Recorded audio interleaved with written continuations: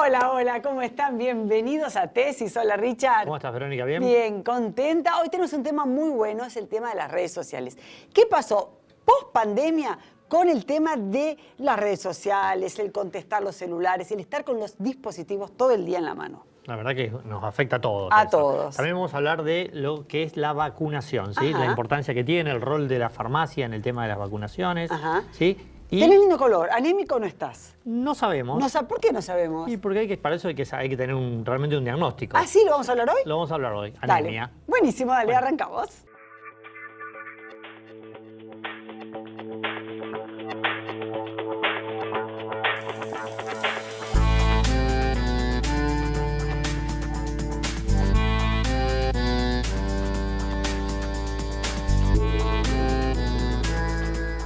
Bueno, estamos con Lili Noguera, un gusto, farmacéutica. Richard, vamos a hablar sobre la vacunación y el rol del farmacéutico a la hora de vacunar. Sí, la importancia que tiene, obviamente, la vacunación. ¿La en vacuna? general. Sí, la ¿Hay vacuna. algo nuevo en el tema de vacunación últimamente en el calendario? Ay, sí, tenemos novedades en el calendario de vacunación. En la República Argentina, a partir de enero del 2022, se incorporó la segunda dosis para la vacuna contra la varicela. Ya teníamos indicado a los 15 meses la primera dosis de esta vacuna, que aseguraba esa primera dosis evitar los casos graves y las muertes por contraer varicela, pero que no terminaba de cortar la circulación de la transmisión. Entonces, con esta segunda dosis vamos a mejorar notablemente, va a disminuir la circulación del virus y los casos, porque si bien es una enfermedad asintomática, que no es una enfermedad de gran gravedad, puede complicarse, puede generar complicaciones que pueden después traer trastornos o aún en algunos casos graves desencadenar en la muerte de acuerdo a las características del huésped de quien la padece. Así que bueno, estamos muy contentos, aunque ya existía esta posibilidad y existe esta posibilidad en el ámbito privado, en las farmacias, de poder acceder a esta segunda dosis. De hecho, la Confederación Farmacéutica Argentina lo recomendaba en su calendario para usos recomendados de acuerdo al registro de las vacunas, porque se sabía que era importante que existiese esta segunda dosis que finalmente llegó. ¿Y cuándo hay que dar la segunda dosis? En el refuerzo escolar, o sea, cuando los chicos escolar. En el ingreso escolar, cuando los chicos entre los 5 y los 6 años van a recibir también el refuerzo de la triple viral, de la triple bacteriana, de la vacuna Salk, allí ahora van a recibir la segunda dosis. Eso no indica que a consideración del pediatra y como indicación individual se pueda administrar antes. Pues te iba a decir, si los hermanitos, por ejemplo, o algún miembro de la familia tenía varicela, ¿puede suceder eso? Y otra pregunta, los adultos, especialmente los adultos mayores que están en contacto con los nietos que pueden tener varicela. Para vacunar contra varicela al adulto mayor, lo ideal es hacer una serología, saber si ya tuvo contacto o no con la enfermedad.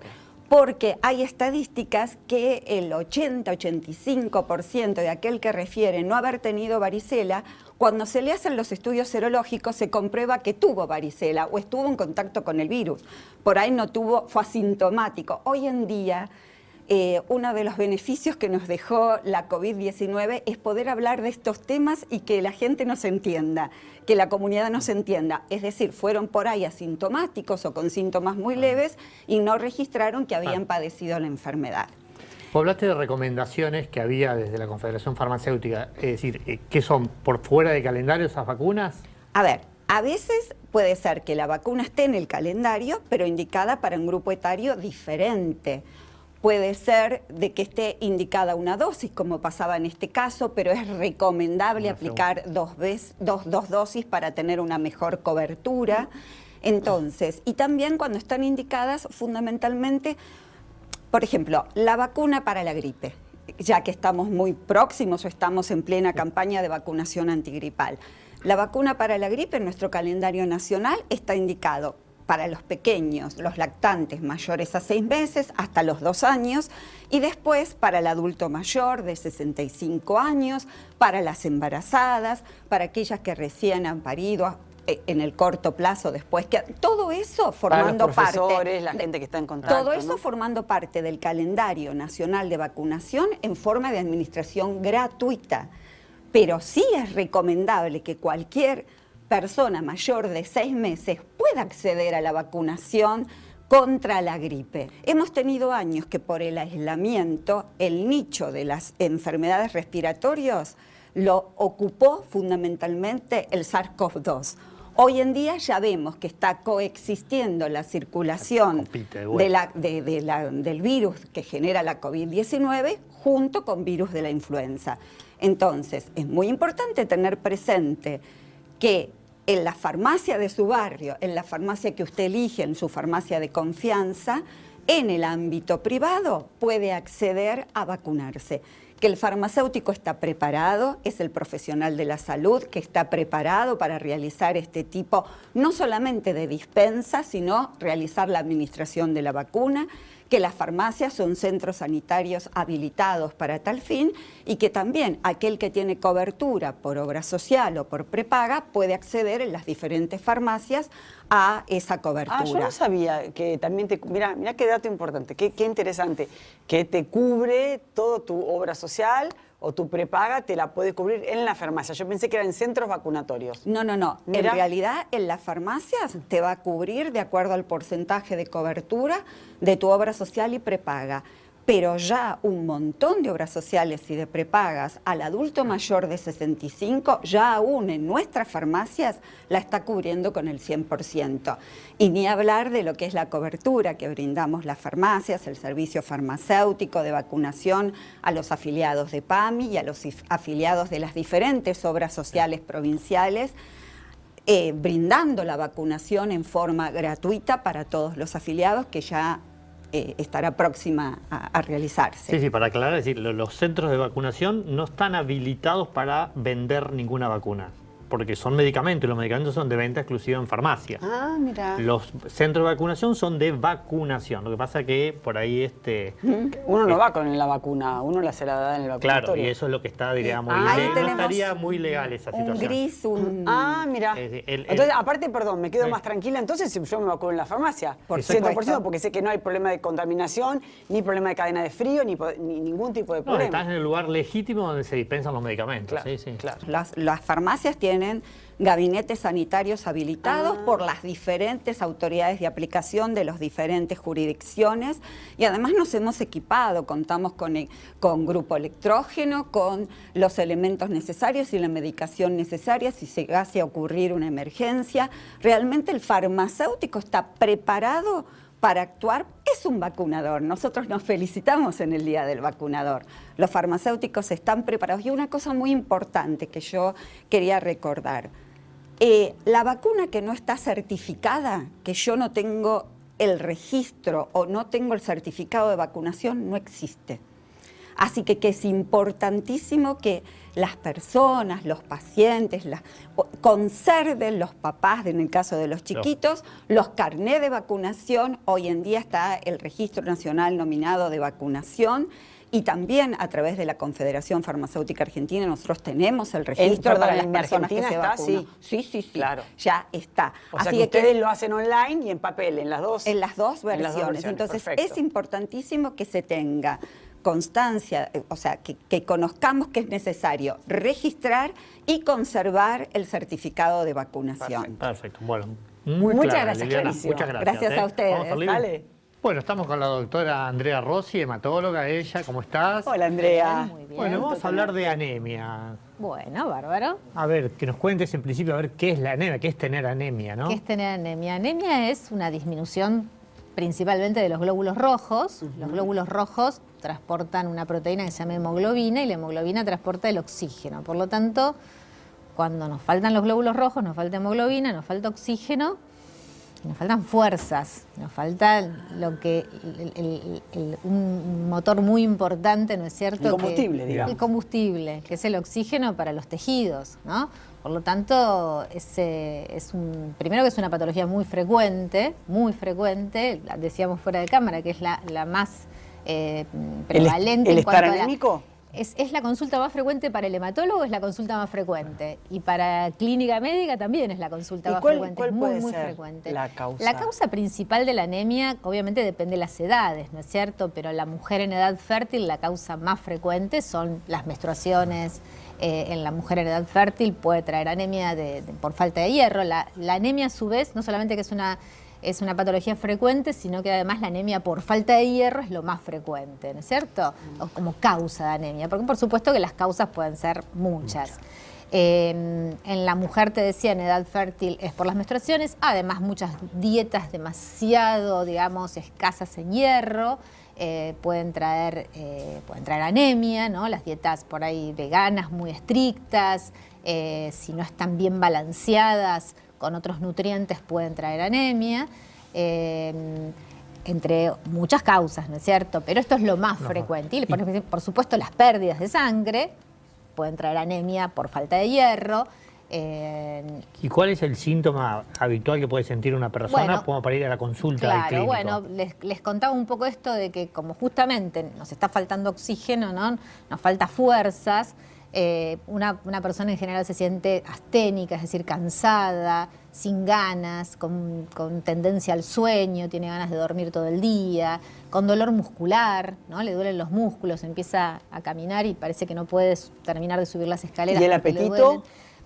El apetito no necesariamente le va a modificar el apetito, ¿no es cierto? Pero sí esta cosa de porque la uno dice, astenia, come poco, está anémica, típico, o está deprimida. Claro. Y a lo mejor el diagnóstico no tiene nada que ver con eso. Claro, no, digamos, que podría ser que esté anémica, digamos, porque esta falta de ganas de todo justamente es uno de los síntomas principales de la anemia, apatía, ¿no es cierto? Es más, desde la psicología sería más una apatía, una bulia que una anemia. Claro, sí, a veces se combinan las cosas, Claro, hay algo claro, desde lo orgánico, emocional y algo desde lo orgánico, ¿no es cierto? Pero principalmente es eso. Y por supuesto, en la Argentina además nosotros tenemos mucha ascendencia italiana, entonces justamente en Italia hay una anemia muy frecuente, se llama anemia del Mediterráneo, entonces justamente que se llama talasemia, el nombre científico, y esta anemia del Mediterráneo, talasemia, también es bastante frecuente en la Argentina. Entonces tenemos un grupo de pacientes que a veces pensamos, digamos, que son pacientes que es por falta de hierro, que es lo más frecuente, insisto, pero en realidad tienen talasemia, que es otra causa relativamente frecuente en nuestro medio. ¿Y cuál es el tratamiento que llevan estos pacientes? Principalmente, digamos, cuando falta hierro y uno lo identifica, por eso siempre hay que identificar la causa. Importantísimo. Se puede aportar hierro. El hierro se puede aportar de muchas maneras, principalmente vía oral, que se absorbe bien, no cae a veces muy bien, así que hay que siempre probar tolerancia, pero si uno aporta hierro puede solucionar el problema, principalmente cuando el déficit tiene que ver con la dieta o tiene que ver con las menstruaciones. Cuando hay una pérdida por tubo digestivo, por ejemplo, bueno, hay que solucionar la pérdida, si no, si yo no cierro el cuerito, digamos, la canilla sigue goteando. Entonces, necesito, digamos, en algún sentido solucionar el problema de base. En el caso de la talasemia, en general, no falta hierro. Muchas veces, de hecho, sobra hierro. ¿Y por qué sería? Bueno, porque el problema es la síntesis de la hemoglobina, es lo que está alterado. Es una hemoglobinopatía, es un problema en la síntesis de la hemoglobina, que es hereditario. Entonces, las anemias en general no son anemias graves en general. Y entonces, en ese caso, se tratan con ácido fólico. O sea, los pacientes... como para cuando uno va a tener bebés. Claro, exactamente. Bueno, y hablando de bebés, en el embarazo también hay una anemia del embarazo, ¿no es cierto? Que también es típica del embarazo. Digamos que dependiendo los grupos etarios, uno orienta, digamos, el diagnóstico de la anemia para dónde va dirigida. Si viene un hombre de 40 años con anemia, bueno, ya ahí tengo que pensar que por ahí o está absorbiendo mal porque tiene una enfermedad celíaca, que es otra causa de mala absorción de hierro. Iba a decir, el tema de la celiaquez, si va machado con... Claro, es una cosa bastante típica de la enfermedad celíaca, es que se absorbe poco hierro y entonces los pacientes tienen anemia ferropénica. Y por más que yo les dé hierro, si el paciente no modifica su dieta... va a seguir sin absorberlo. Va a seguir sin absorberlo. Entonces, primero y principal, hay que modificar la dieta.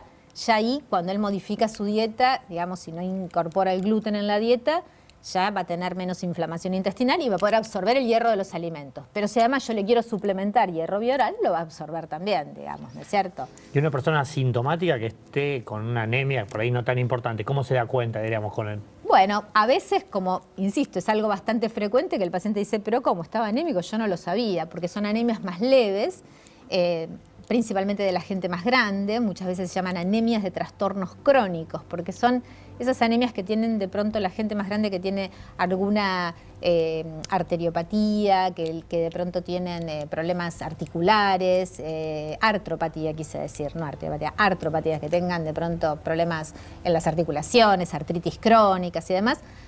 Procesos inflamatorios crónicos en general hacen que el hierro que uno tiene en los depósitos no se puede incorporar bien al glóbulo rojo. Entonces al paciente no le falta hierro, pero igual no puede sintetizar. Los glóbulos rojos se sintetizan en la médula ósea, ¿no es cierto? Que es donde están la fábrica de los glóbulos. Bueno, ahí en ese lugar, digamos, no se puede sintetizar. Bueno, esas son anemias más leves, donde el paciente muchas veces las tolera mejor, las tiene de manera crónica. Mucha solución no tenemos a veces para esos pacientes. Y bueno, depende por supuesto siempre de los niveles de hemoglobina que el paciente maneje, ¿no? Esta proteína que yo les cuento que tienen los glóbulos rojos y que de hecho le dan el color al glóbulo rojo. Bueno, muchas gracias, Andrea, bueno, muy clara, sí. aprendimos un montón. Bueno, gracias, linda. bueno, Vamos. muchas gracias. Bueno, Verónica, acá estamos con la doctora en psicología, Marian Durao. Sí. Bueno, Hola. ¿cómo estás? ¿Qué tal? Bueno, vamos a hablar de la adicción a la conectividad, a las redes sociales. Dale, ¿Cómo me afecta, encanta. diríamos, la conducta humana, me imagino, ¿no? Bueno, hace tiempo, incluso prepandémico, ¿no? Es esta cuestión de empezar a estar más tiempo conectados. O sea, de que un dispositivo, o sea, antes teníamos reloj, teníamos el teléfono, teníamos la televisión, ahora vemos todo a través de un dispositivo. Y cada vez pasamos más tiempo conectados. Y esta tuvo un crecimiento exponencial en el momento de la pandemia, donde bueno, no podíamos estar conectados, vinculados corporalmente, pero sí trabajamos online, trabajamos incluso los terapeutas, ¿no? Empezamos a tener como mucho más trabajo de seguir con nuestros pacientes que, además de la pandemia, el virus del coronavirus, empezó a haber una pandemia psicoemocional, ¿no? O sea, Cada vez la más. modalidad de atender a tu... Aparte cada vez más demanda, cada vez más personas con ansiedad, con depresión. Entonces, bueno, el trabajo online, el estar... Sí, que no tenías hora o que hacías todo en el mismo lugar. Hacías todo en el digamos. mismo lugar y además, bueno, también con los roles, ¿no? Donde estaban los chicos estudiando en un lugar, estaban las personas, los que estaban acá, los mayores a cargo, también conectados con que salían de una reunión y pasaban a la otra y después pasaban a su sesión de terapia. Bueno, esto hace que cada vez más haya incluso una adicción, ¿no? A lo que es estar conectados con las diferentes dimensiones, si quieren, en la clínica, en las cuales hay entidades clínicas en este momento, como por ejemplo esto de sentirse como afuera, ¿no? El famoso FOMO, el Fear of Missing Out, esto de sentirse que... Si uno no está conectado, se perdió de algo. De que te perdiste de algo. Entonces es como esta constante sensación de ansiedad en la cual tenés como, bueno, la sensación de que está pasando algo en lo que vos no estás participando. ¿Y cuál es el límite entre... Veo que tenés un libro que acabas de escribir. Sí, escribimos con Gaspar Segafredo, un libro que tiene que ver justamente con esto, ¿no? Con quiénes somos después de la pandemia, porque hay una cantidad de cuestiones que han sucedido, más allá de que, bueno, trabajo online, trabajo o desempleo offline, ¿no? Todos los vínculos, todo lo que tuvo que ver con los sitios de citas, que ahora no solamente tienen que ver con citas, con aplicaciones para citas, sino también para tener amigos. Yo hace tiempo que trabajo más que nada online, y en todo lo que tiene que ver con Europa, bueno, la gente se conoce a través de estas aplicaciones. Pero también esto lleva a decir, bueno, ¿dónde está el límite para decir... Sí, ya hoy no tocamos timbre, manda un WhatsApp, estoy en la puerta. No se toca timbre. No se toca timbre. Y tampoco se llama por se teléfono. llama por teléfono, Son claro. códigos. Eso cambió desde lo antropológico, ¿no? Cambió socialmente Sí. esta situación, entonces hay que adaptarse. Cambió totalmente, pero además la cuestión de lo que significa, esta cuestión que se arma en el cerebro, ¿no? Donde si vos estás mucho tiempo conectado, toda esta cuestión de recompensa inmediata, afecta la toma de decisiones, afecta lo que deja de ser importante y empieza a ser importante, como la cantidad de likes que tenés. O sea, que Sí, no sí, solo la presión que recibí de las redes, digamos. el estar constantemente conectado, ¿no? Esta cuestión de estar No, solos. pero digo, la aprobación o no que te da las redes, Bueno, digamos. eso es terrible, claro. eso es terrible, ¿no? El ciberbullying, que digamos no lo tienen solamente los niños, ¿no? Que esto es algo que, bueno, en los colegios empezó a pasar de una manera en la pandemia sobre todo, porque bueno, antes los chicos jugaban en el patio del colegio. Después empezaron a jugar, mientras que tenían clases, después estaban los juegos online, donde ahí era algo que estaba acéfalo, ¿no? No había alguien que estuviera mirando qué era lo que pasaba. Había muchas burlas, muchos chicos que los desconectaban, no dejaban jugar a otros. Todo esto empezó a tener un correlato en el estado de ánimo, empezaron a haber más consultas. Y a los terapeutas también esto nos llama a estar como muy ayornados en cuanto a, bueno, esta cuestión de la inautenticidad, que es lo que nosotros planteamos con Gaspar en el libro, de este falso self que se construye. Claro, eso te iba a decir. Vos mostrás un pedacito de vos y toda maquillada, depende cómo quieras aparecer. Claro. No te mostrás de otra manera. Verónica, entonces, no hace ni falta eso, pones un filtro. Claro. Vos pones un filtro hoy en día claro, y no hace falta tu ni casa, que te tu casa no es tu casa porque tenés un fondo que no es tu casa. Pero ni hablar. No estás en el lugar que estás, no sos quien sos. No sos quien sos. Entonces, tenés es verdad. Hasta de vos también. Te podés meter un filtro de cambiar voz, te podés cambiar la voz, podés hacer una cantidad de cuestiones que, digamos, nosotros somos adultos, venimos de una época donde todo esto no pasaba, tenías que llamar por teléfono, esperar que la persona estuviera. Sí, estás alerta a otras cosas, diríamos. Ahora estamos en algo de que vos estás en una reunión y te aparece en la computadora o el teléfono, lo que estés usando, otras aplicaciones, otras redes, ¿no? Como puede ser WhatsApp, donde empiezan a aparecer mensajes y mensajes. ¿Cómo haces para estar consciente de lo que estás haciendo si en realidad tu mente y tu cerebro están constantemente con otros estímulos? Bueno, vamos a ver entonces quiénes somos. ¿Quiénes somos después de la pandemia? Vamos a leerlo entonces. Bueno, muchas gracias. Muchas gracias. Muchísimas gracias. Bueno, gracias. ¿volvemos? Volvemos. Dale.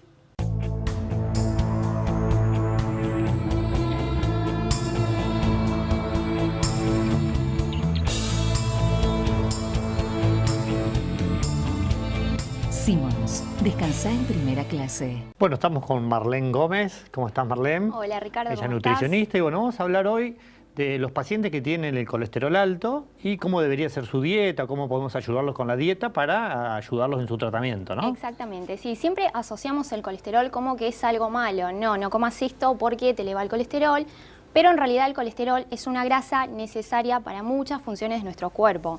Forma parte de todas nuestras células, para nuestro cerebro, para transportar las vitaminas liposolubles, por lo tanto debemos consumirlas. Pero antes vamos a aprender un poquito a diferenciar qué sería el colesterol. Dentro del colesterol total, si nosotros vemos los análisis bioquímicos, tenemos también el HDL y el LDL. El HDL y el LDL serían como los transportadores. Eso lo que hacen es transportar las moléculas de grasa. Cuando nosotros tenemos un exceso, el hígado metaboliza esas grasas.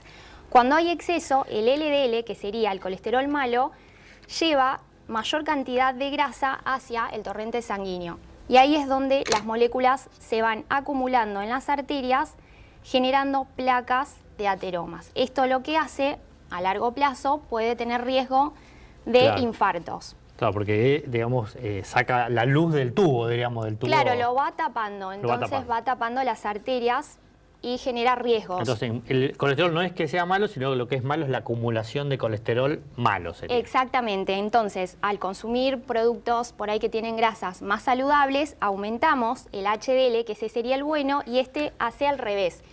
Lleva esta grasa que está acumulada al hígado para que se metabolice. Por lo tanto, cuanto más alto el HDL, mucho mejor. Generalmente son valores arriba de 50 miligramos por decilitro y el LDL, que es el malo, tiene que estar menor a 100.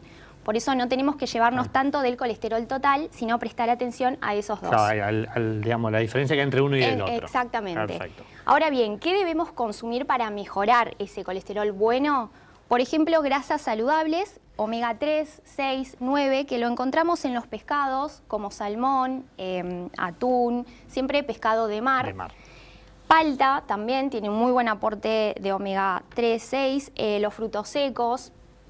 ¿Qué alimentos evitar? Porque tienen bastante grasas saturadas. Por ejemplo, lo que serían las carnes, además de que cuando nosotros vemos esa grasita que le sacamos, tiene grasa intramuscular. Entonces, preferir por ahí el pescado. Sí, más la carne no tan magra pollo. y la carne. Exactamente. Pero más que nada lo que genera ese aumento son los carbohidratos refinados, donde los encontramos en productos de pastelería, en todo lo que son cereales, budines, galletitas, snacks. Muchas veces decimos no comas grasa, pero en realidad grasa sí necesitamos. ¿Esto que tiene que ver con la energía? ¿Que es más rápida? Porque primero que tiene un exceso de azúcares y de grasas saturadas, lo cual en exceso genera un aumento de grasa, exactamente. Y aumentar el consumo también de frutas y verduras, porque estas tienen un componente que se llama fitoesteroles y eso evita que se acumule más colesterol en sangre. Está muy bien. Y eso obviamente siempre con la sumatoria de los hábitos saludables, caminar y demás, digamos. Hacer actividad física, eso también aumenta el colesterol bueno y por supuesto las personas que tienen colesterol elevado, el 30% se puede modificar con la comida, pero el 80% lo genera.